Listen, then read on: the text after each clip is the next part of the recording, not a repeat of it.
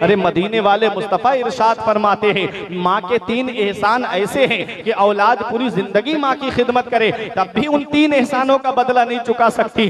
वो 3 एहसान कौन से हैं? पहला एहसान ये है कि माँ 9 महीने अपने शिकम में रखती है। कितनी परेशानियों का सामना करती है एक माँ, कितनी दिक्कतों का सामना करती है एक माँ, कितनी परेशानियों से गुजरती है एक माँ। ये तो वही जानते हैं जिनके घरों में विलादत हुई है। याद रखो, आज अगर 2 किलो का पत्थर हमारे पेट पर बांध दिया जाए, हमारी जिंदगी दुश्वार हो जाती है। हजरत उमर फारूक आजम के पास में एक बूढ़ी औरत आई रोती हुई, कहती है हुजूर मेरा बेटा मुझे बहुत सताता है, मेरा बेटा मुझे बहुत परेशान करता है। उमर फारूक आजम ने उसके बेटे को बुलाया और बुलाने के बाद में 2-2.5 किलो के करीब वजनी पत्थर उसके पेट पर बांध दिया और कहा कि खबरदार अगर ये पत्थर तेरे पेट से हट गया तो तुझे सख्त सजा दूंगा। वो घर पर गया, खाना खाना दुश्वार हो जाए, पत्थर बंधा हुआ है, लेटे तो सांस दबने लगे। माँ के पास आके कहता है अम्मी मैं तेरे हाथ जोड़ता हूँ, मुझे माफ कर दे, ये पत्थर मेरे पेट से हटवा दे, तू चल अमीरुल मोमिनीन के पास में और ये उनसे कहे कि ये पत्थर मेरे पेट से हटा दे।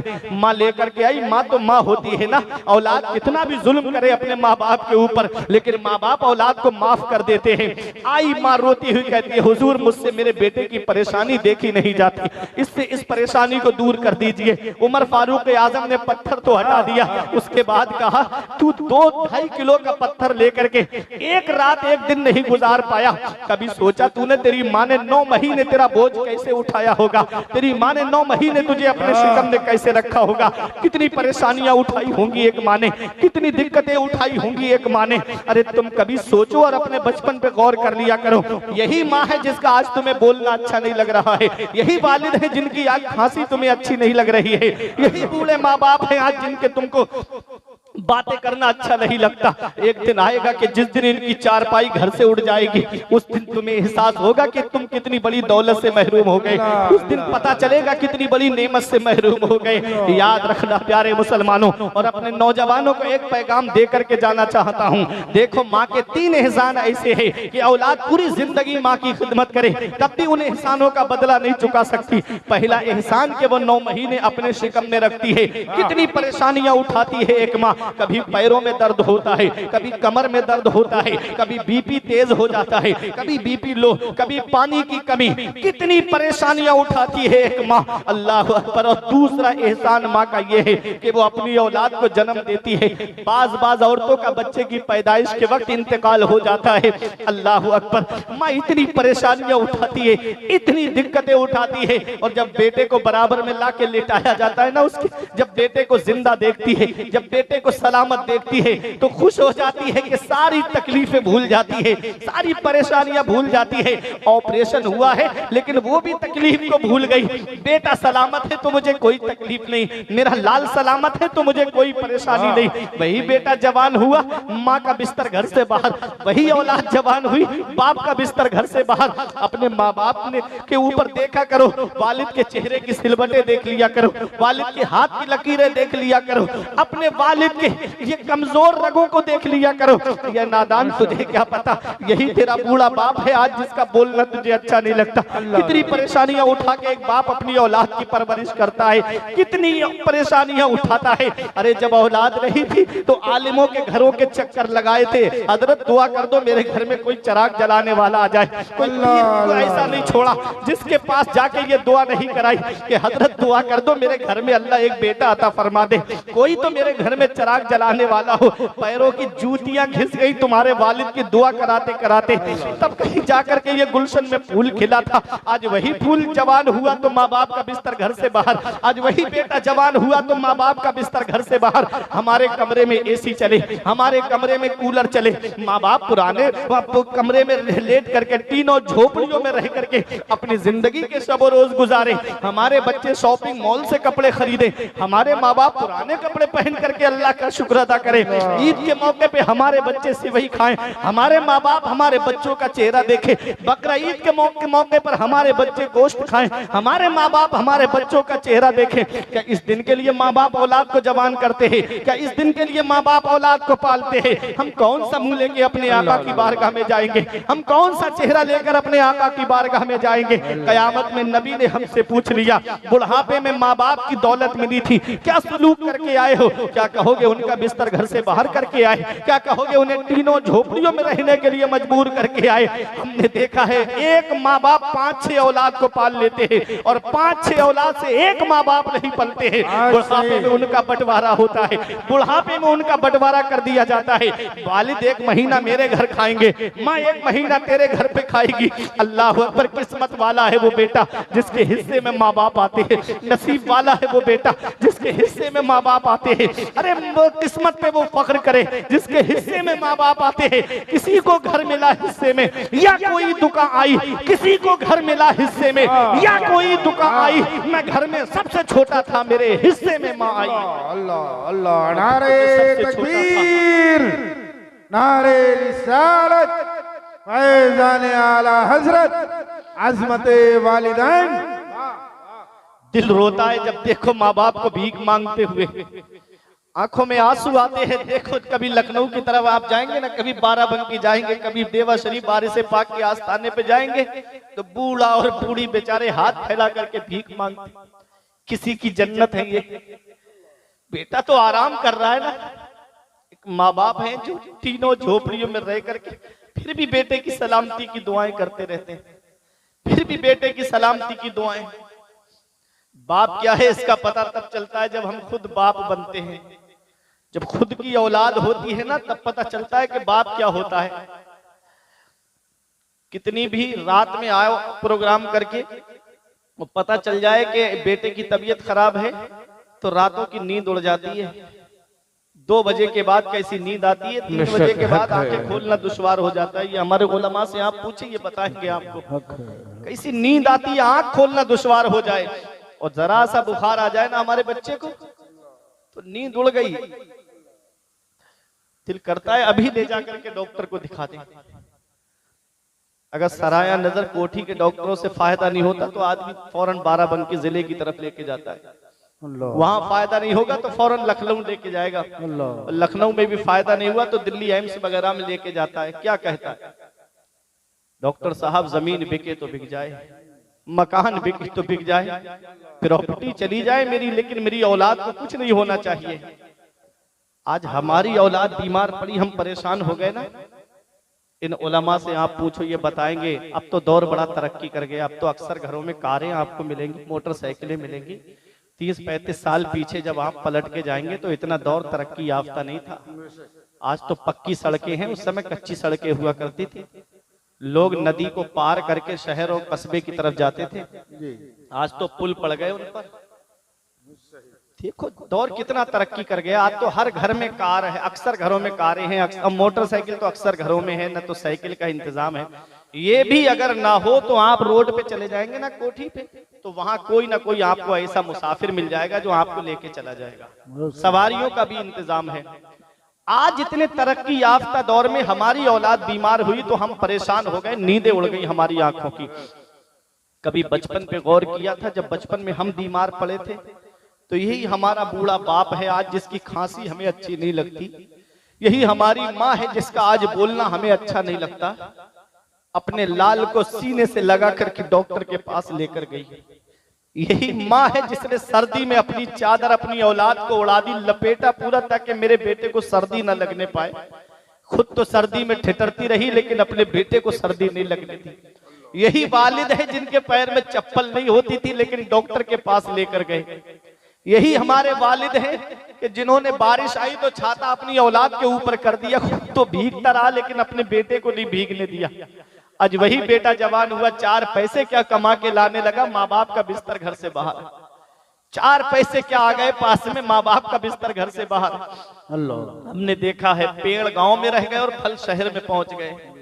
अल्लाह अकबर, कभी सोचा है आपने माँ बाप तीनों झोपड़ियों में रह के जिंदगी गुजार रहे। बाप क्या नहीं करता अपनी औलाद के लिए। बाप कौन सी कुर्बानी नहीं देता अपनी औलाद के लिए। कभी अपने अब्बा के हाथ की लकीरें देख लिया करो, देखो मेरे हाथ की लकीरें नजर आ रही है कि नहीं आ रही है। कभी अब्बा के हाथ की लकीरें देखना। मैंने पूछा एक दिन, अब्बा मेरे हाथ की लकीरें नजर आ रही हैं, तुम्हारे हाथ की लकीरें कहाँ चली गई? तो एक जवाब दिया था, बेटा तुम्हारी तकदीर बनाते बनाते हमारे हाथ की लकीरें मिट गई। बाप क्या नहीं करता अपनी औलाद के लिए। ये पूरा दिन कोठी पे आप जाके देखे तो धूप में खड़े होके फलों का ठेला लगा के खड़ा होने वाला ये एक बाप ही तो है। ये रक्षा चलाने वाला एक बाप ही तो है। कभी नो एंट्री में घुस जाए तो पुलिस वालों के लाठी डंडे खाने वाला ये एक बाप ही तो है। अगर किसी के पैर पे रक्षे का एक पहिया चढ़ जाए तो लोग उसको मारने के लिए खड़े हो जाते हैं। वो पिट रहा है, मार खा रहा है, ये एक बाप ही तो है। अरे ये दिल्ली कमाने जाने वाला एक बाप ही तो है। ये मुंबई कमाने जाने वाला एक बाप ही तो है। ये बेंगलोर कमाने जाने वाला एक बाप ही तो है। ये 3-3 साल के लिए सऊदी जाने वाला एक बाप ही तो है। बाप क्या नहीं करता अपनी औलाद के लिए। बाप कौन सी परेशानी नहीं उठाता अपनी औलाद के लिए। कभी तुम्हें ये लगे कि मेरे बाप ने मेरे लिए क्या किया है, तो देखा करो चौराहों की तरफ जाकर के। ये फलों का ठेला लगाने वाला एक बाप है, ये ऑटो चलाने वाला एक बाप है, ये रिक्शा चलाने वाला एक बाप है, ये बस और ट्रक चलाने वाला एक बाप है। बाप क्या नहीं करता अपनी औलाद के लिए। बाप कौन सी कुर्बानी नहीं देता अपनी औलाद के लिए। इस वक्त के बारे में तो सोचा भी ना था। पेटों से ज़ईफ़ी में हुई खत्म रसाई, घर बार तो बांट लिए, शौक से फुरकान, हिस्से में किसी के मगर मां नहीं आई। वक्त ठुकरा देगा एक दिन। मेरी सारी ये कुर्बानियां दामने उम्मीद में फकत नाकामियां रह जाएंगी। शादियों के बाद तो बेटे अलग हो जाएंगे, बाप के हाथों में फकत बैसाखियां रह जाएंगी। धूप कैसी भी हो साया नहीं खोने देता, राह कैसी भी हो बेबस नहीं होने देता। बेच के अपना लहू चाहे वो रोटी लाए, बाप औलाद को भूखा नहीं सोने देता। नारे तकबीर, नारे रिसालत, जश्न गौसुल वरा, मसलके आला हजरत, अज़मते वालिदैन। बाप औलाद को भूखा नहीं सोने देता। हमारे बुजुर्गों ने फरमाया बाप आंगन में लगे हुए पेड़ की तरह है। बाप आंगन में लगे हुए पेड़ की तरह है। वो पेड़ देख रहे हैं आप ना, जिसके नीचे बैठ के गुटखा बेच रहे हैं एक भाई। शिद्दत की जब गर्मी पड़ती है, जब धूप पड़ती है, तब आदमी पेड़ के नीचे आ जाए, दोपहर में कुर्सी डाल के बैठ जाए, चारपाई बिछा के बैठ जाए तो उसे आराम मिल जाता है, सुकून मिल जाता है। कितनी भी गर्मी पड़ती हो, पेड़ के नीचे आप बैठ जाइए कुर्सी डाल के, आपको आराम मिल जाएगा, सुकून मिल जाएगा। पेड़ के पत्ते ऊपर से तोड़ के देखना, वो गर्म होते हैं, लेकिन नीचे बैठने वाले को साया देते हैं, नीचे बैठने वाले को छांव देते हैं। हमारे बुजुर्गों ने फरमाया बाप आंगन में लगे हुए पेड़ की तरह है, जो खुद तो पूरा पूरा दिन धूप में जलता रहता है, लेकिन अपनी औलाद को साया पहुंचाता है, जो अपनी औलाद को छांव देता है। सुभान अल्लाह। इसी को शायर ने कहा था, ऐ ज़िया माँ बाप के साये की ना कदरी न कर। ऐ ज़िया माँ बाप के साये की ना कदरी न कर, धूप काटेगी बहुत जब ये शजर गिर जाएगा। जिस दिन ये पेड़ आंगन से उखड़ गया ना, उस दिन धूप भी परेशान करेगी, गरम गरम लू के थपेड़े भी परेशान करेंगे।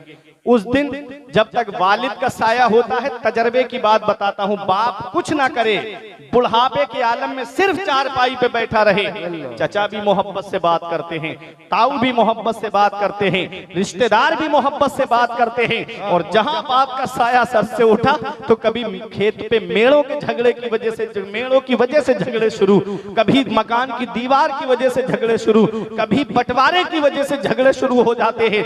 जब तक बाप जिंदा होता है, औलाद तक परेशानी आने नहीं देता। जब तक बाप जिंदा होता है, औलाद तक परेशानी पहुंचने नहीं देता। बाप आंगन में लगे हुए पेड़ की तरह है। जिस दिन ये पेड़ आंगन से उखड़ गया, उस दिन गरम गरम लू के थपेड़े भी परेशान करेंगे, उस दिन धूप भी परेशान करेगी। ऐ नौजवानों, अगर माँ बाप जिंदा है तो उनकी कदर कर लो, अगर बाप जिंदा है तो उसकी खिदमत कर लो, अगर माँ जिंदा है तो उसकी खिदमत कर लो। जिस दिन इनकी चारपाई घर से उठ गई, उस दिन चिराग लेके भी ढूंढोगे तो माँ बाप जैसा मोहब्बत करने वाली शख्सियतें नहीं मिलेगी, माँ बाप जैसा प्यार करने वाली शख्सियत नहीं मिलेगी। आज जिस दौर में हम जी रहे हैं, ये मिलावटी दौर कहलाता है। हर चीज में आपको मिलावट मिलेगी, तेल में आपको मिलावट मिलेगी, दूध में आपको मिलावट मिलेगी, घी में आपको मिलावट मिलेगी, दही मक्खन में आपको मिलावट मिलेगी, दालों में चीनी में आपको मिलावट मिलेगी, चावल और आटे में आपको मिलावट मिलेगी। इस मिलावटी दौर में अगर बगैर मिलावट के कोई चीज है तो वो माँ बाप की मोहब्बत है, जिसमें कोई मिलावट नहीं होती है। जो अपनी औलाद से मोहब्बत करते हैं तो सच्ची मोहब्बत करते हैं। सुभान अल्लाह, सुभान अल्लाह, सुभान अल्लाह। आज वही औलाद जवान हो जाए मरहबा तो माँ बाप की खिदमत करना भूल जाती है। मैंने किसी किताब में ऐसा नहीं पढ़ा, ये उलमा भी गवाही देंगे कि कहीं ये लिखा हो कि बीबी के कदमों के नीचे जन्नत है। कहीं नहीं पढ़ा मैंने। हमेशा यही पढ़ा कि बीबी की जन्नत शौहर की फर्माबरदारी में है, यही पढ़ा मैंने। और शौहर की जन्नत उसके माँ बाप की फर्माबरदारी में है। आज आदमी बीबी की मोहब्बत में गिरफ्तार होकर माँ बाप का बिस्तर घर से बाहर। बीबी को उसका हक दो। मैं ये नहीं कहता कि आप उस पे जुल्म करो। वो आप बाप का आंगन तुम्हारे लिए छोड़कर आई है, वो माँ की ममता तुम्हारे लिए छोड़कर आई है, वो बहन और भाइयों का साथ तुम्हारे लिए छोड़कर आई है। बीबी को उसका हक दो और माँ बाप को उनका हक दो। ऐसा ना हो कि बीबी की मोहब्बत में आकर के माँ बाप पर जुल्म करना शुरू कर दो, माँ बाप को मारना शुरू कर दो। बाज जगह तो औलाद अपने वालिद पे हाथ उठा देती है। माज़अल्लाह, हाथ उठ कैसे जाता है? अपनी माँ के ऊपर हाथ उठा देता है बेटा। अल्लाह कुरान में फरमाता है, देखो 15वां पारा है, वक़ज़ा रब्बुका अल्ला तअबुदू इल्ला इय्याहु व बिल वालिदैनि इहसाना इम्मा यबलुगन्ना इंदकल किबरा अहदुहुमा व किलाहुमा फला तकुल लहुमा उफ़्फ़िन वला तनहरहुमा व कुल लहुमा क़ौलन करीमा वख़्फ़िद लहुमा जनाह ज़ुल्लि मिनर रहमा व क़ुर रब्बिरहमहुमा कमा रब्बयानी सग़ीरा। अल्लाह 15वें पारे में फरमाता है, हुक्म दिया तेरे रब ने कि अपने रब के सिवा किसी की बंदगी ना करो और अपने माँ बाप के साथ में हुस्न सलूक करो, अपने माँ बाप के साथ भलाई करो। कुरान करीम में जहां जहां अल्लाह ने अपने हक बयान फरमाए हैं, ठीक उसके बाद अल्लाह ने माँ बाप के हक बयान फरमाए। क्या समझे इससे? हुकूकुल्लाह के बाद में हुकूकुल इबाद में सबसे पहला हक जिसका है वो माँ बाप है। अल्लाह के हक की अदायगी के बाद बंदों के हुकूक में सबसे पहला हक जिसका है तो वो माँ बाप है। अब सुनो, अल्लाह फरमाता है, इम्मा यबलुगन्ना इंदकल किबरा अहदुहुमा व किलाहुमा फला तकुल लहुमा उफ़्फ़िन वला तनहरहुमा व कुल लहुमा क़ौलन करीमा। अल्लाह फरमाता है, जब वो दोनों बुढ़ापे को पहुंच जाए। आयत पे गौर करिएगा, क्या फरमाया अल्लाह ने? जब माँ बाप बुढ़ापे को पहुंच जाएं या उनमें का कोई एक बुढ़ापे को पहुंच जाए, किसी एक का इंतकाल पहले हो जाए, माँ बुढ़ापे में पहुंचे या बाप बुढ़ापे में पहुंचे, अल्लाह फरमाता है फला तकुल लहुमा उफ, तो उन्हें उफ भी मत कहना, उफ भी मत कहना। उफ जानते हो? इजहारे तनफ्फुर के लिए सबसे हल्का कलमा जो शरीयत में है वो उफ है। मिसाल के तौर पे आपको समझा दूं, मुफस्सिरीन किराम ने इसमें बहुत अलग अलग अकवाल हैं मुफस्सिरीन किराम के। एक कौल बयान करता हूं। अल्लामा फखरुद्दीन राजी अलैहि रहमा फरमाते हैं, उफ का मतलब जानते हो क्या है? किसी के फोड़ा निकल आए और उसको जुबान से उसमें से जो मवाद निकलता है, जो पीप निकलता है वो निकले और उसे जुबान से साफ करना पड़े, तो उसको देख के जो कराहियत आती है ना, उफ की कराहियत, शरीयत ने उस पे भी रोक लगा दी कि माँ बाप की खिदमत के लिए उफ तक मत कहना। चलते वक्त आदमी के पैरों से जो जर्रात उड़ते हैं और पीछे उड़ के किसी को लगने लगे तो वो उफ करता है ना, शरीयत ने उस पे भी रोक लगा दी कि अपने माँ बाप के लिए उफ तक मत कहना। इससे हल्का कोई कलमा है ही नहीं। इजहार तनफ्फुर के लिए, नफरत के लिए इससे हल्का कलमा है ही नहीं। सबसे हल्का कलमा उफ है। अल्लाह ने फरमाया उफ भी मत कहना।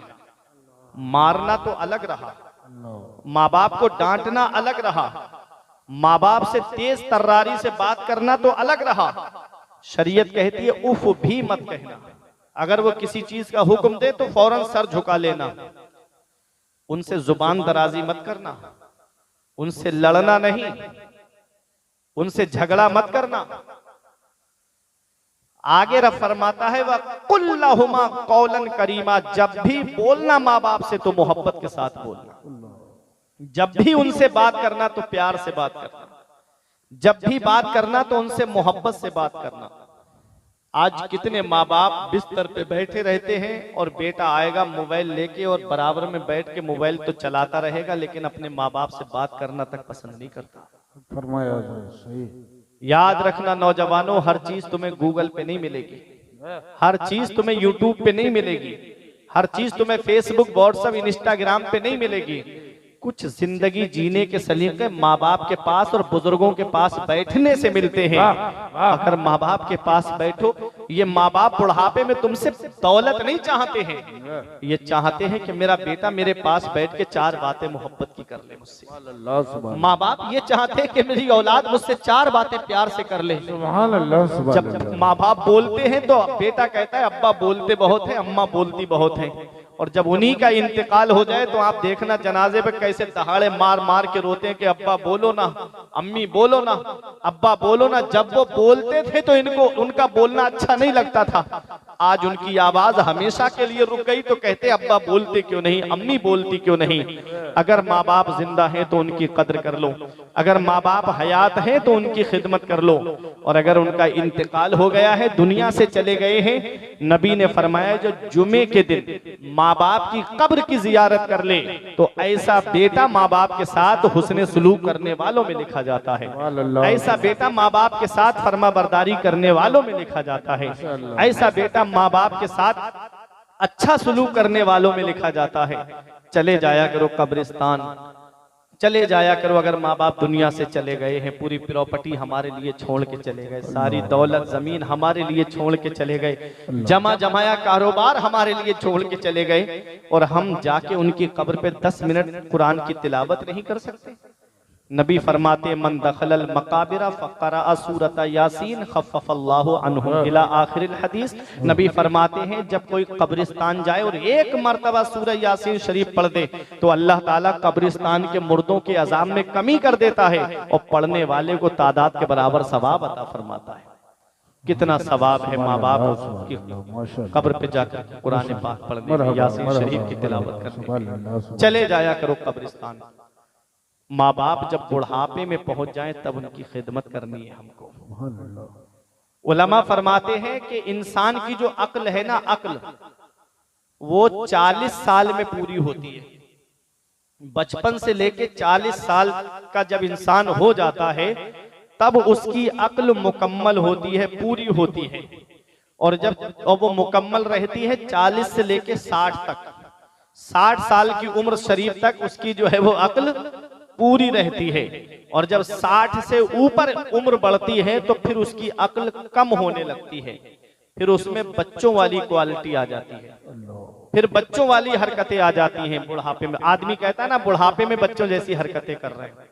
अल्लाह ने फरमाया जब वो दोनों बुढ़ापे को पहुंच जाएं उनके साथ में हुस्ने सलूक करना, उन्हें उफ भी नहीं कहना है, झिड़कना भी नहीं है, डांटना भी नहीं है। जब भी बोलना है तो मोहब्बत से बोलना है, जब भी बोलना है तो प्यार से बोलना है।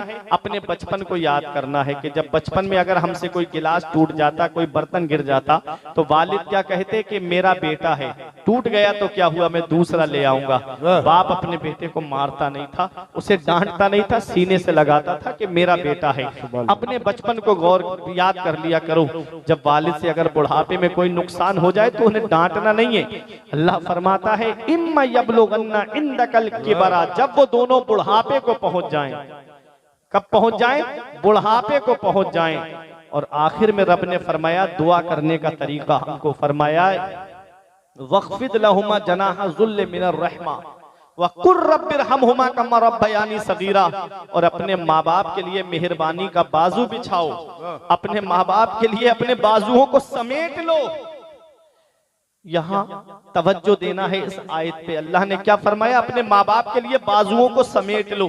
जब परिंदा उड़ता है ऊपर जाता है, ऊपर जाने के बाद जब नीचे को आता है तो अपने बाजुओं को समेटता हुआ आता है, तभी नीचे आता है। जब मंजिल पे आ जाता है तो बाजुओं को समेट लेता है। तुम अपने वक्त के डॉक्टर सही, इंजीनियर सही, प्रोफेसर सही, अल्लाह ने माँ बाप की वजह से तुम्हें ओहदे दे दिए, रुतबे दे दिए। तुम इंजीनियर बाहर हो गए, तुम डॉक्टर बाहर हो गए, तुम प्रोफेसर बाहर हो गए, अरे तुम मुफ्ती साहब बाहर हो गए, तुम आलिम साहब बाहर हो गए, तुम हाफिज साहब बाहर हो गए, तुम कारी कुरान बाहर हो गए। और जैसे ही अपने माँ बाप के सामने आओ तो बाजुओं को समेट लो। जब घर में आओ तो इनका बेटा बन के आना, जब घर में आओ तो इनका लखते जिगर बन के आना, जब घर में आओ तो इनका नूरे नजर बन के आना। अल्लाह फरमाता है अपने माँ बाप के लिए अपने बाजुओं को बिछाओ, अपने बाजुओं को समेट लो और ऐसे दुआ करो। क्या करो? वक़्फ़िद लहुमा जनाह ज़ुल्ल मिनर रहमा व क़ुर रब्बिरहमहुमा कमा रब्बयानी सगीरा।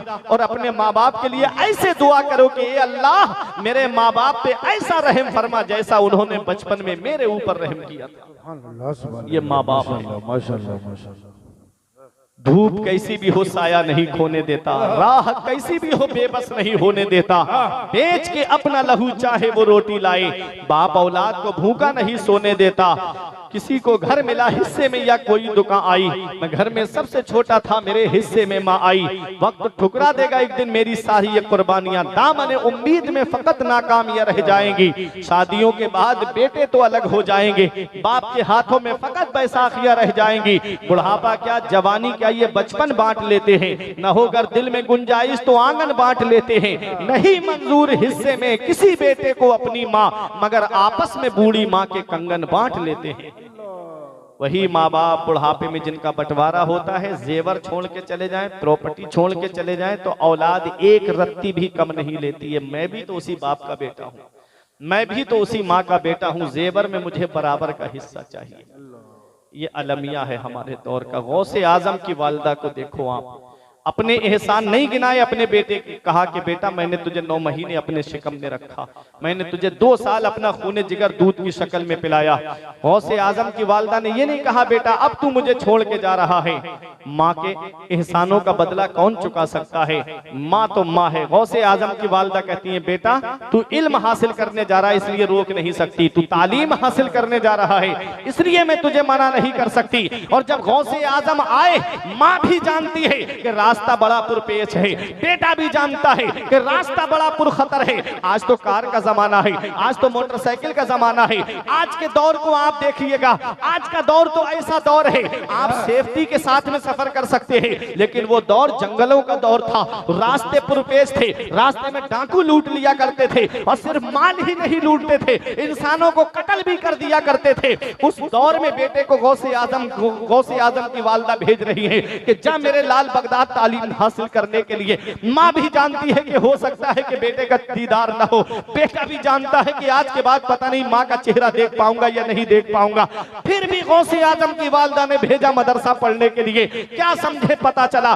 सरदारी इल्म से मिलती है, बुलंद रुतबा इल्म से मिलता है, बुलंद मकाम इल्म से मिलता है, बुलंद अजमत इल्म से मिलती है। गौसे आजम की वालिदा ने कयामत तक के लिए औरतों को एक पैगाम दे दिया कि ऐ औरतों अपने बेटों की जुदाई का गम तो बर्दाश्त कर लेना, मगर उनको अनपढ़ मत रखना, उनको जाहिल मत रखना। मैं अपने बेटे अब्दुल कादिर को पढ़ने के लिए भेज रही हूँ, जब तुम्हारे बच्चे पढ़ाई के लायक हो जाएं तो उन्हें घर पे मत बिठाना बल्कि उनको तालीम हासिल करने के लिए मदरसा भेजना, उनको मदरसा भेज देना।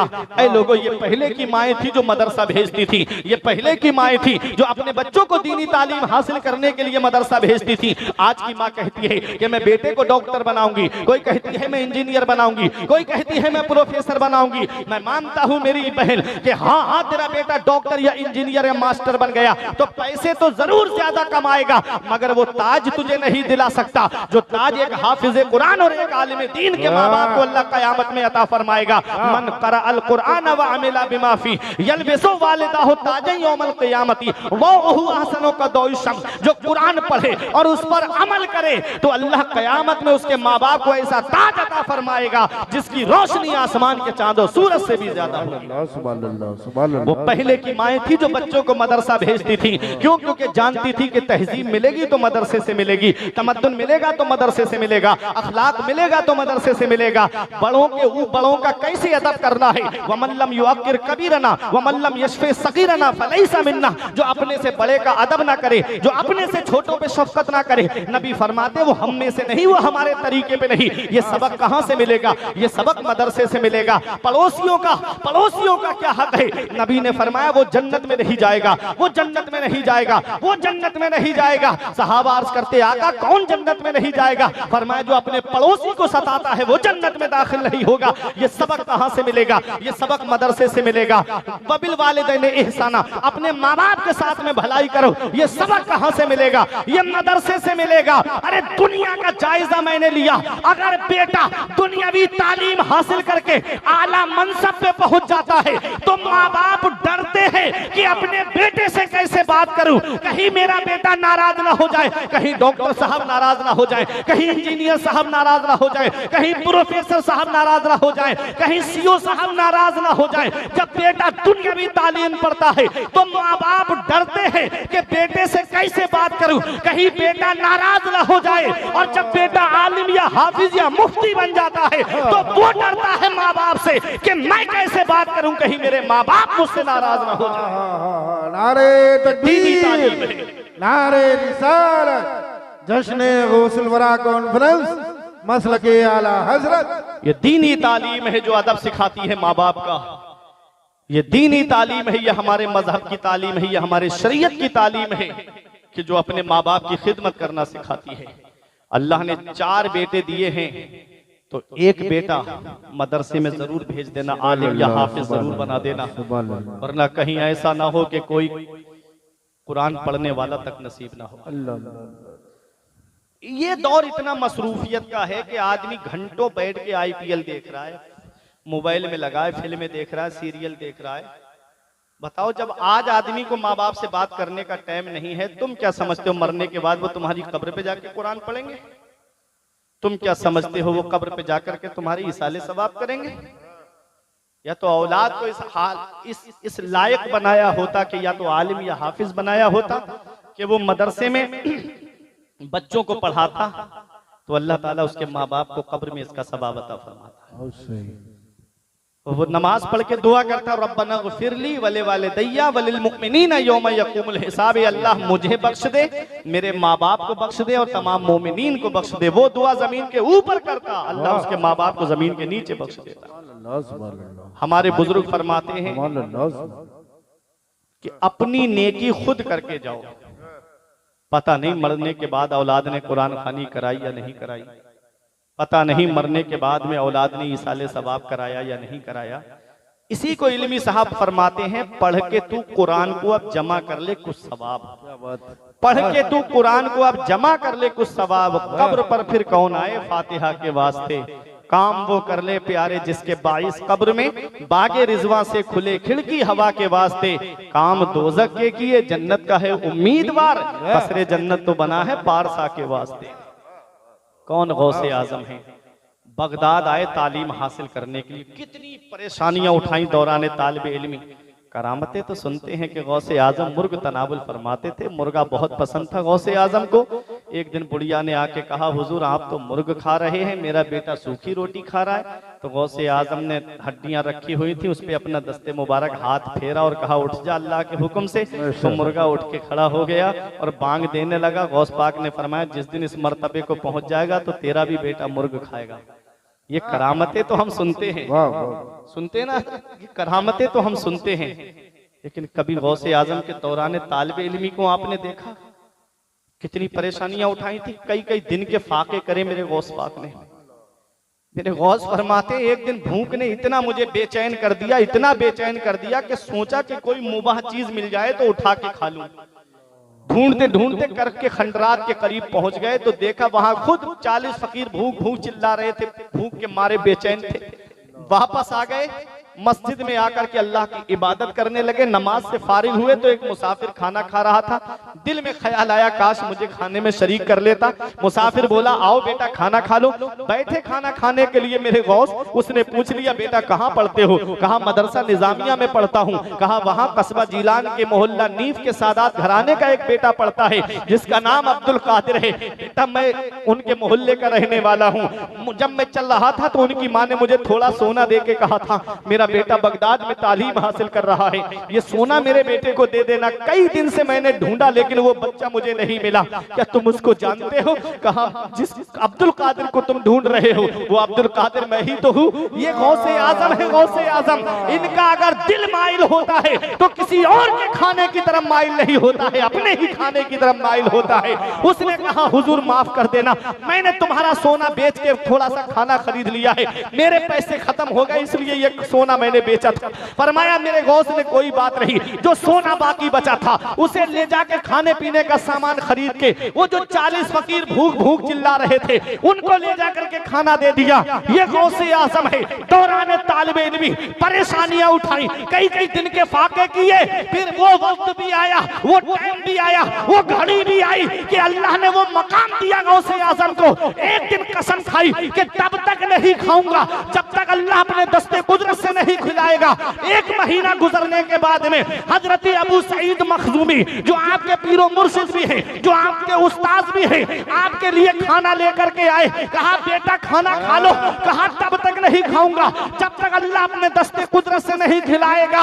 ऐ सराया नजर वालों, आवाज आती है या अब्दुल कादिर जीलानी बेहक़्क़ि अलैका कुल व बेहक़्क़ि अलैका इश्रिब। ऐ अब्दुल कादिर जीलानी तुझे मेरे इज्जत और जलाल की कसम तू खा ले, तुझे मेरे इज्जत और जलाल की कसम तू पी ले। आला हजरत बरेली से पुकार उठे, कसमें दे दे के खिलाता है पिलाता है तुझे, कसमें दे दे के खिलाता है पिलाता है तुझे। प्यारा अल्लाह तेरा चाहने वाला तेरा, प्यारा अल्लाह तेरा चाहने वाला तेरा, वाह क्या मर्तबा ऐ गौस है वाला तेरा, ऊंचे ऊंचों के सरों से कदम आला तेरा। नारे तकबीर, नारे रिसालत, फैज़ाने हुजूर गौसुल आज़म, मसलके आला हजरत। सुभान अल्लाह, सुभान अल्लाह। वो गौसे आजम है, अपने वक्त के बेहतरीन आलिम बने, बेहतरीन मुफ्ती, अपने वक्त के मुफ्ती आजम थे गौसे आजम। हुजूर हाफिज मिल्लत फरमाते हैं हजरत इस्लाम की खिदमत करने के 3 नुमाया तरीके। पहला तरीका है तदरीस, मदरसे में बैठ के पढ़ाना। सुभान अल्लाह, सुभान अल्लाह। दूसरा तरीका है तसनीफ, किताबें लिख करके इस्लाम की खिदमत करना। माशाअल्लाह, माशाअल्लाह। और तीसरा तरीका है तकरीर, वाज के जरिए इस्लाम की खिदमत करना। वाह वाह। ये जो तीसरा तरीका है ना तकरीर, आज इसको हंसी मजाक का जरिया बना दिया गया है। हजरत 30-40 हजार रुपए सिर्फ लतीफे सुनने के लिए आदमी खर्च करता है। कॉमेडी जलसों में कितनी मेहनत से पैसा कमाया जाता है, कितनी मेहनत से सिर्फ कॉमेडी के लिए। सुबह को पूछो रात जलसे में क्या हुआ, बहुत हंसाया, मौलाना साहब आए थे, बहुत हंसाया, पेट में दर्द होने लगा, औरतों की खिंचाई कर रहे थे, फला की खिंचाई कर रहे थे। ये हाल है आज हमारी कौम का। कोई आलिम कुरान और हदीस की रोशनी में तकरीर करने लगे ना, इमाम साहब खड़े हो जाए कुरान और हदीस की रोशनी में तकरीर करने लगे, तेरे इमाम साहब तुम्हें तो सुनते ही रहते हैं, बाहर से जो आए उन्हें सुना। ये हाल है आज हमारी कौम का। शेख सादी फरमाते हैं दीन की बात अगर दीवार पर भी लिखी हुई मिले ना तो वहां से भी कबूल कर लो। सुभान अल्लाह, सुभान अल्लाह, मरहबा। नसीहत की बात अगर दीवार पर भी मिले तो वहां से कबूल कर लो। मदरसे से हर आदमी फायदा नहीं उठा सकता, तदरीस से जो पढ़ने आएगा आलिम के पास वही फायदा उठाएगा। किताबों के जरिए हर आदमी फायदा नहीं उठा सकता, जो पढ़ा लिखा होगा वही किताबें पढ़ के फायदा उठा सकता। तीसरा जो तरीका है ना तकरीर का, वाज का, वाह, इससे जो मदरसा नहीं आया, आलिम के पास नहीं आया, जलसे में आकर के वो भी तीसरे तरीके से फायदा उठा सकता है। लेकिन उसमें भी आपको बैठना पसंद नहीं, नाते सुनी और चल दिए अपने घर की तरफ। नाते सुनी बस अपने घर का रास्ता लिया। मैं ये नहीं कहता कि नाते मत सुनो, नाते नबी सुनने से इश्क रसूल पैदा होता है। जहां ऐसी जहनियत और सोच बनी हुई हो ना कि नाते ज्यादा सुनी जाए, वहां आलिम को बुला करके और शुरू में आप बयान करा दिया करें और आलिम को रुखसत कर दिया करें, पूरी रात मुशायरा चलाओ, कोई रोकने वाला नहीं। लेकिन नहीं, ऐसा भी नहीं करेंगे, लाएंगे 2 बजे। आज हमारे जलसों का एक ऐसा अलमिया है, ना तो डॉक्टर आते हैं जलसा सुनने, न इंजीनियर आएंगे जलसा सुनने, ना प्रोफेसर, ना मास्टर। इन लोगों, ये आप नहीं देखेंगे इन लोगों को जलसे में आते हुए। क्यों नहीं आते हैं ये लोग, कभी सोचा? क्योंकि ऐसे लोगों को कुछ सीखने के लिए चाहिए। ऐसे लोग जो होते हैं वो कुछ सीखने के लिए आते हैं, और जो सिखाने वाला है उसे रात में 2 बजे लेके आओ, 1 बजे उठा करके लाओ कि हजरत चलो आप सिखाओ इस कौम को। बताओ, किसी को ऑफिस जाना है अपने, किसी को ड्यूटी ज्वाइन करना है अपनी कि, और आजकल माहौल ऐसा है कि अंगूठा 1 मिनट भी अगर लेट हो गए तो गई तनख्वाह 1 दिन की। ये हाल है, तो वो कहां से इतनी रात तक जागेंगे? ऐसे ऐसे लोग भी हमको मिलते हैं जलसों में, बोले हजरत 4 बजे तक जलसा चलता है हमारा, 4 बजे तक, 4 बजे तक जलसा चलाना कामयाबी समझ रहे थे वो। चाहे फजर छूट जाए, अब 4:45 पे टाइम शुरू हो रहा है, 4 बजे आप जलसा खत्म करोगे, वो अपने घर पे जाके पड़ जाएगा, क्या उड़ जाएगा 45 पौन घंटे में नींद से? क्या बात है? जलसे बहुत 12-1 बजे तक चलाओ, उसके बाद आदमी सो ले 4-5 घंटा और फजर की नमाज पढ़ के अपने अपने काम पे जाए। ये एक मेरा पैगाम था। तो तकरीर के जरिए इस्लाम की खिदमत होती है। गौसे आजम को देखो, मैं करामतों पे नहीं जा रहा हूँ, इल्म पे गौसे आजम की बात कर रहा हूँ। बड़ी अच्छी 500 फतावा गौसे आजम के दरसगाह में रखे रहते थे, और एक एक दिन में आप 500 फतावा फतवों का जवाब देते थे। इतने बड़े मुफ्ती थे गौसे आजम कि एक शख्स ने ये अपनी बीबी के ऊपर ये शर्त लगा दी कि मैं ऐसी इबादत करूंगा कि जिस इबादत में मेरे साथ कोई शरीक नहीं होगा। अगर मैं ऐसी इबादत ना कर पाऊं तो मेरी बीबी के ऊपर 3 तलाकें पड़ जाएंगी। जब ये उस शख्स ने अपनी बीबी से कहा तो ये चीज इस्तिफ्ता की शक्ल में आई। बगदाद शरीफ के उलमा खामोश हो गए, अजम के उलमा खामोश हो गए। इसका जवाब दे तो क्या जवाब दे? अगर नमाज पढ़ता है तो ऐसा तो है नहीं कि अकेला यही नमाज पढ़ता हो, पूरी दुनिया में जाने कितने लोग नमाज पढ़ते होंगे। अगर रोजा रखता है तो रोजे भी ऐसा नहीं कि ये अकेला ही रखे, और भी लोग रखते होंगे। जवाब देने से खामोश हो गए। जब ये फतवा गौसे आजम की बारगाह में आया, बोलो सुभान अल्लाह, सुभान अल्लाह। अरे गौस पाक का जिक्र सुन रहे हो आप, देखो मुफ्ती आजम है गौसे आजम। गौस पाक की बारगाह में आया तो फरमाया मैं इसका जवाब देता हूँ। ये शख्स मक्का शरीफ जाए और खानाए काबा को जो है तवाफ करने वालों से खाली कराए, कोई तवाफ ना करे, सबको खाली करा दिया जाए, तन्हा जाकर के 7 चक्कर लगा दे। उस इबादत में ये तन्हा होगा, इसके साथ कोई शरीक नहीं होगा, और इसकी बीबी को तलाके भी नहीं पड़ेगी। ये गौसे आजम का इल्म है, ये है गौसे आजम का इल्म। आपने 40 साल मदरसे में बैठ करके पढ़ाया है। कितने साल पढ़ाया गौसे आजम ने? 40 साल। और हर साल आपके मदरसे से 3000 तालिबे इल्म, आलिम, फाजिल, मुफ्ती बन के निकलते थे। ऐ सराया नजर कोठी वालों, गौसे आजम उस जात का नाम है जिसने 1,30,000 आलिम इस कौम को अता फरमाए। वो है गौसे आजम। तसनीफ किताबें लिखी, फुतूहुल गैब है, गुनियतुत तालिबीन, बहुत सारी किताबें लिख कर के गौसे आजम ने इस्लाम की खिदमत की, तदरीस के जरिए खिदमत की, तसनीफ के जरिए खिदमत की। और जब तकरीर का मामला आया तो नबी तशरीफ लाए, बेटा अब्दुल कादिर तुम वाज क्यों नहीं कहते? कहा हुजूर मैं अरब अजम का रहने वाला, ये अरब के फसीह बलीग लोग, इनके सामने बयान कैसे करूं? फरमाया मुंह खोलो। जब मुंह खोला तो 7 मरतबा अपना लुआबे दहन नबी ने गौसे आजम के मुंह में डाला। आप जब जोहर की नमाज से पहले की बात थी, जोहर की नमाज पढ़ी, जोहर की नमाज के बाद मिंबर शरीफ पे बैठे तो झिझक महसूस की गौसे आजम ने मजमे को देख करके। फिर उसके बाद मौला अली शेर खुदा आए, फरमाया अब्दुल कादिर क्या बात बेटा, बात कहो।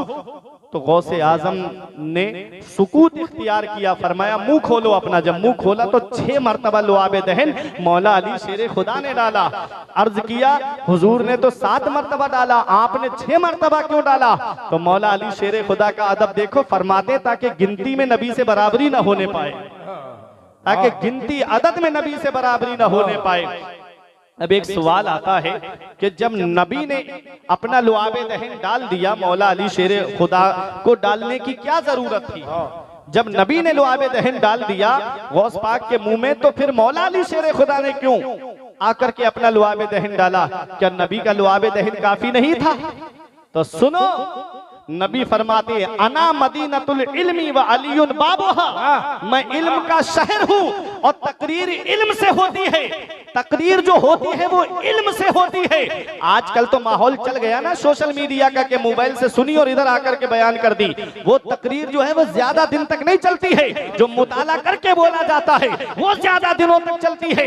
नबी ने फरमाया मैं इल्म का शहर हूँ और अली उसका दरवाजा है। पहले नबी ने आकर के गौसे आजम के दिल में इल्म का शहर बसा दिया। मौला अली शेर खुदा इल्म का दरवाजा है, अली शेर खुदा ने आके शहर का दरवाजा खोल दिया। नारे तकबीर, नारे रिसालत, जश्ने गौसुल वरा। फिर गौसे आजम ने वाज कहा। पहले तो 10-12 लोगों का मजमा, फिर आपका मिंबर जामा मस्जिद में लगने लगा, भर गई जामा मस्जिद, गलियों में लोग बैठने लगे। फिर मिंबर आपका ईदगाह पे लगने लगा।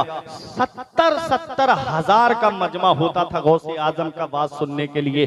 400 उलमा आगे बैठते थे कलम और दबात लेके गौसे आजम की तकरीर लिखने के लिए। अल्लाह अकबर, 200 250 जनाजे उड़ते थे गौसे आजम का जब वाज खत्म होता था। खौफ खुदा से लोगों की रूहें परवाज हो जाती थी। ये गौसे आजम का वाज है। और इल्म आपको मैं बता दूं गौसे आजम का, अब वक्त मेरे पास रही है, 1 बजे प्रोग्राम खत्म होना है। देखें गौसे आजम का इल्म देखें। अल्लामा इब्नुल जौजी का नाम आपने सुना होगा, जिन्हें इल्म तफसीर से बड़ा लगाव था, बड़ी महारत ताम्मा हासिल थी। एक दिन उनके दोस्त कहते हैं चलो गौसे आजम की तकरीर सुनने चल रहे हैं। उन्होंने कहा अरे वो सूफिया की मजलिस है, मैं तो इल्म तफसीर से लगाव रखने वाला, मैं उनकी मजलिस में जाकर के क्या करूंगा? कहा चलो तो सही। जब वो जाकर के बैठे, गौसे आजम के सामने एक आयत पढ़ी गई। गौसे आजम ने एक तफसीर की। इब्नुल जौजी के दोस्त ने पूछा जानते हो ये तफसीर? कहा हाँ मैं जानता हूँ। फिर दूसरी तफसीर की, कहा जानते हो? बोले हाँ मैं ये भी जानता हूँ।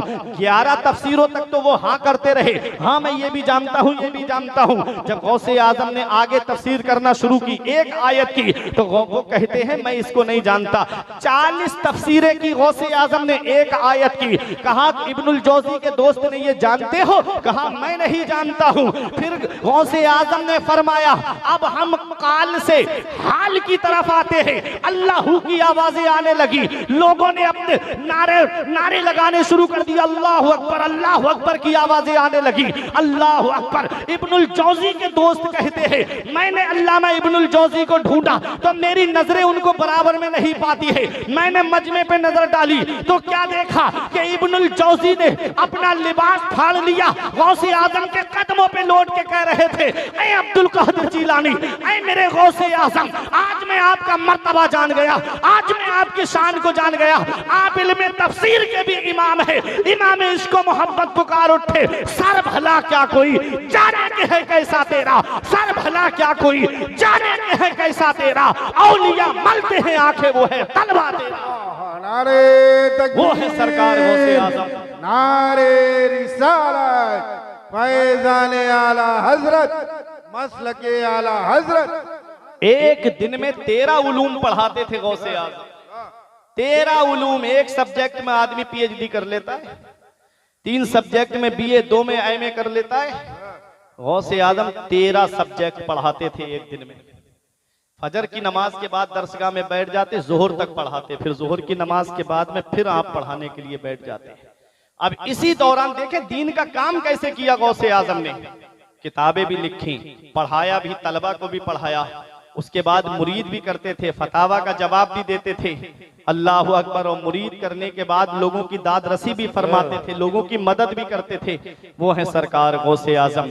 अब एक करामत सुन लो, मैंने इल्म तो आपको बता दिया गौसे आजम का, अब एक करामत भी आप सुन लो। गौसे आजम सिर्फ इंसानों के पीर नहीं है, गौसे आजम तो जिन्नात के भी पीर हैं। ताजुश शरिया फरमाते हैं पीरों के आप पीर हैं या गौस अलमदद, अहले सफा के मीर हैं या गौस अलमदद। सदका रसूल पाक का झोली में डाल दो, हम कादरी फकीर हैं या गौस अलमदद। दिल की सुना साए अख्तर दिल की जुबान में, कहते ये बहते नीर है या गौस अल मदद। कौन गौसे आजम है? आप अपनी खानका में बैठे हुए थे, एक मुरीद रोता हुआ आया। गौसे आजम किसी का रोना नहीं देख पाते थे। फरमाया मेरे मुरीद रोता क्यों है, मेरे मुरीद परेशान क्यों है? उसने कहा हुजूर मुझे तन्हाई में आपसे बात करनी है। फरमाया मुझे तन्हा छोड़ दिया जाए। तमाम चाहने वाले बाहर चले गए। अपने मुरीद को बुलाया, कहा क्या बात है, रोता क्यों है? अरे तू अब्दुल कादिर की बारगाह में है, यहाँ तो नाकिस को कामिल बना दिया जाता है, यहाँ अनकस को अकमल बना दिया जाता है, यहाँ तो रहजन को रहबर बना दिया जाता है, यहाँ तो चोर को वली बना दिया जाता है।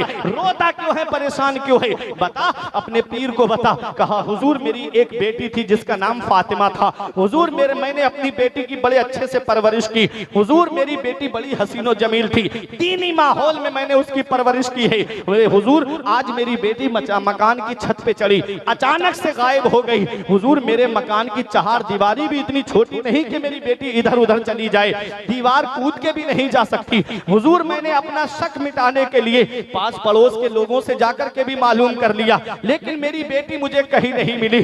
सरकार अगर मुआशरे में पता चल गया तो मेरी नाक कट जाएगी, मैं लोगों को क्या क्या जवाब दूंगा?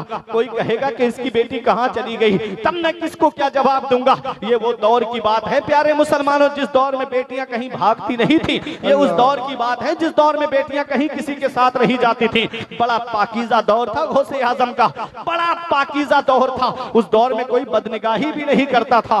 उस दौर में गौसे आजम के मुरीद की आंखों में आंसू है, हुजूर मेरी बदनामी हो जाएगी, आप मेरे पीर व मुर्शिद है। अल्लाह अकबर। उस दौर में वजीर, उस दौर में खलीफा भी है और भी बहुत सारे महकमे हैं, लेकिन गौसे आजम का मुरीद ना तो खलीफा के पास में गया, ना किसी महकमे में अपनी रिपोर्ट लिखाने के लिए गया।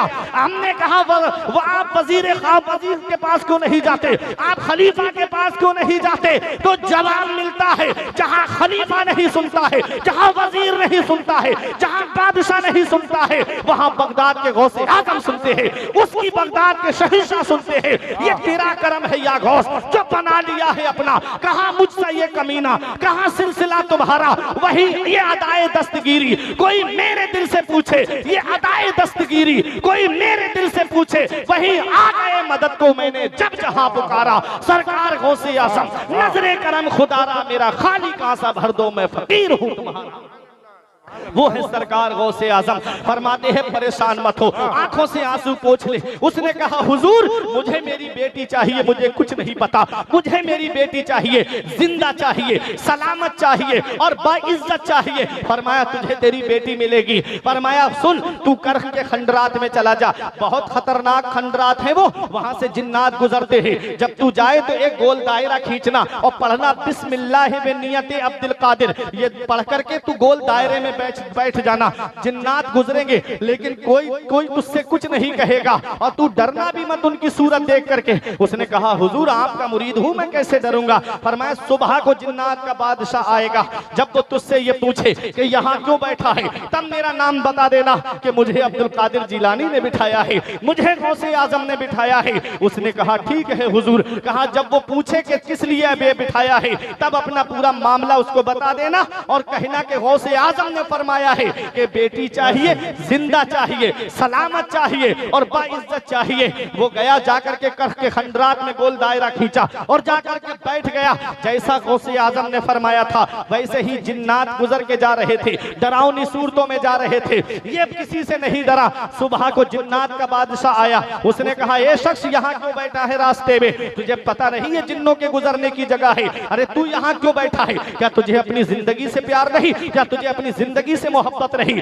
तू यहाँ क्यों बैठा है? उसने कहा मैं बैठा नहीं हूँ बल्कि बैठाया गया हूँ। कहा किसने तुझे बिठाया है? कहा मुझे बिठाने वाले कुतुब रब्बानी है, महबूब सुबहानी है, शहबाज लामकानी है, पीर लासानी है, हुजूर सैयदना शेख मुहियुद्दीन अब्दुल कादिर जिलानी है, जो गौसुस सकलैन है, जो इंसानों के भी गौस है, जो जिन्नात के भी गौस है। उसने जैसे ही गौसे आजम का नाम सुना सवारी से नीचे उतरा और जैसे हम अत्तहियात में अदब से बैठते हैं ऐसे ही अदब के साथ बैठ करके कहता है, बताओ मेरे आका ने क्या हुक्म दिया है, बताओ मेरे आका का क्या हुक्म है। कहा गौसे आजम ने फरमाया है। अब मुरीद अपनी पूरी दास्तान बताता है कि गौसे आजम का ये हुक्म है, गौसे आजम का ये फरमान है। मुरीद कहता है कि मेरी बेटी मकान की छत से गायब हो गई है, मुझे मेरी बेटी चाहिए, जिंदा चाहिए, सलामत चाहिए, बाइज्जत चाहिए।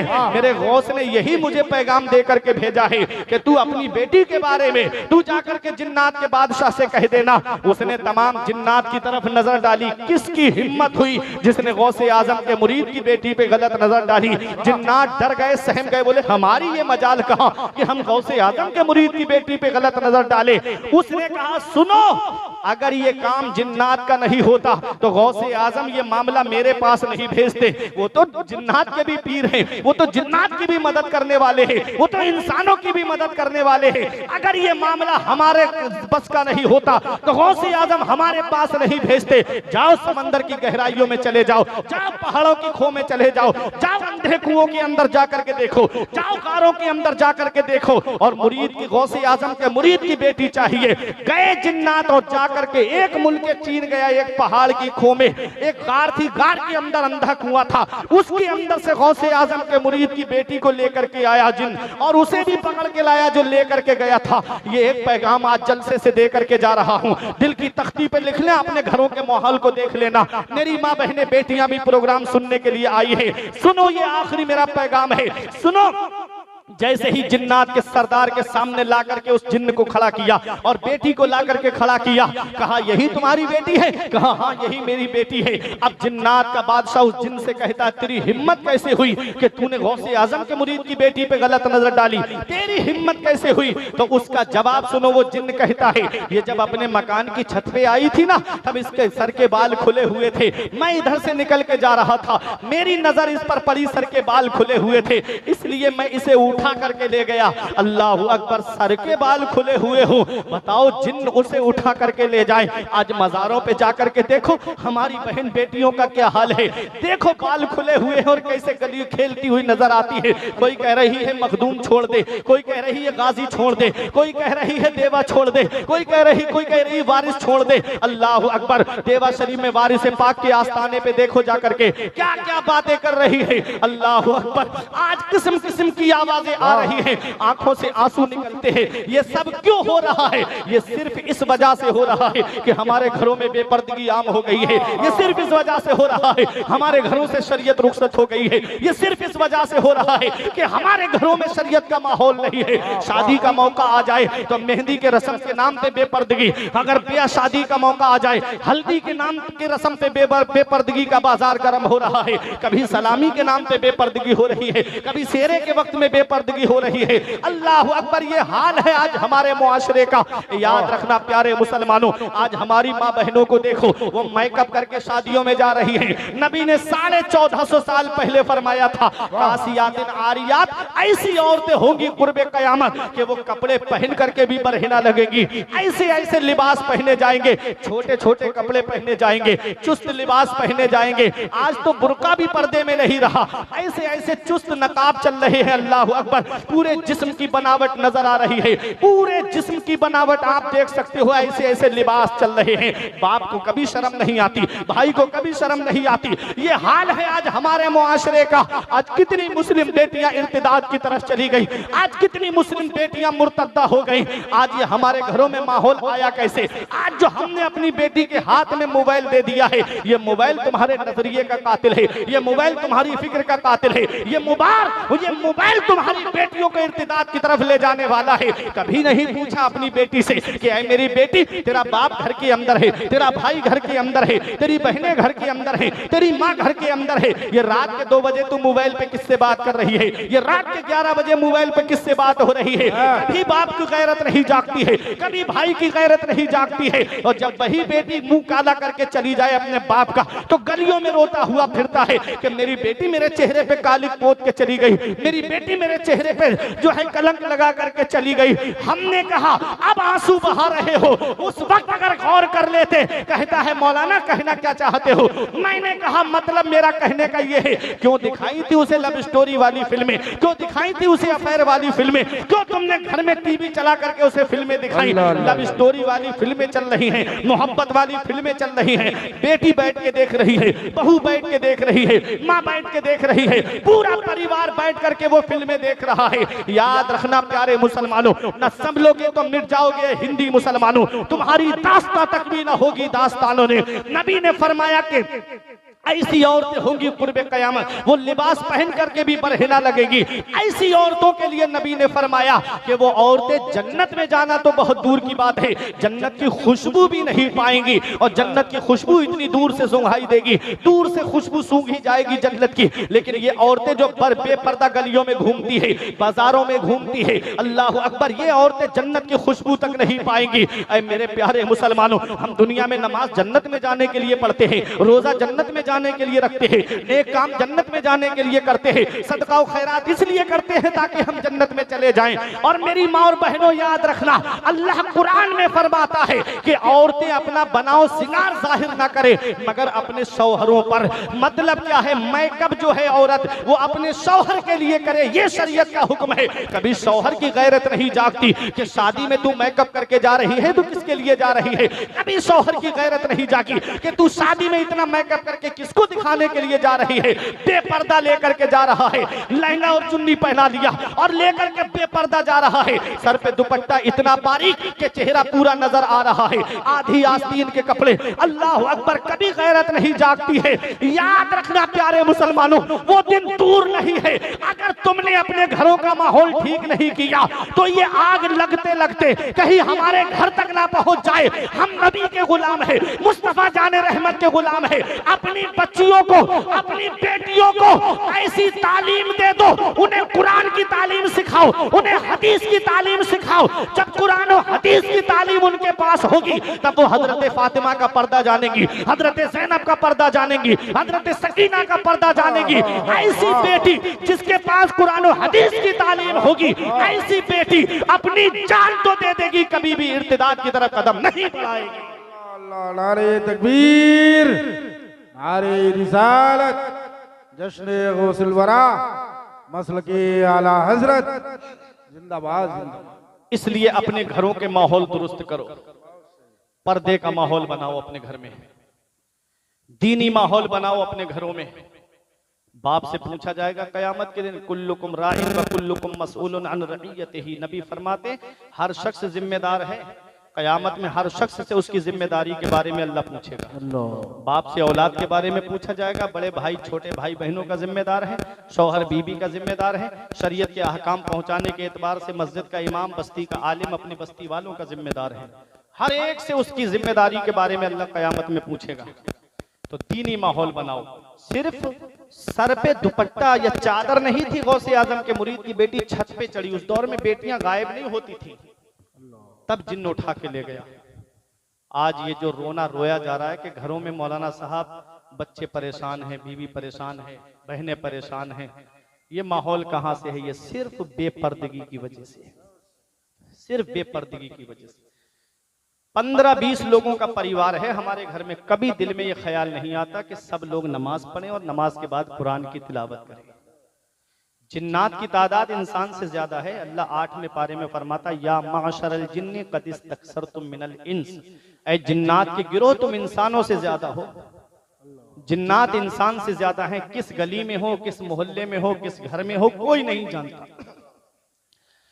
उनसे बचने का यही तरीका है कि हम कुरान की तिलावत करें पर्दे के साथ। यही तरीका है, कुरान की तिलावत, पर्दे के साथ रहना, नबी पे दुरूद शरीफ पढ़ना। गौसे आजम के मुरीद की बेटी है। जिन्नात के सरदार ने कहा, तेरी हिम्मत कैसे हुई, तूने उठाया? जल्लाद को हुक्म दिया, इसकी गर्दन मार दे। गर्दन काट दी गई। उसके बाद गौसे आजम के मुरीद ने पूछा था जिन्नात के सरदार से, तुम गौस पाक को कैसे जानते हो? शेख अब्दुल कादिर जिलानी को कैसे जानते हो?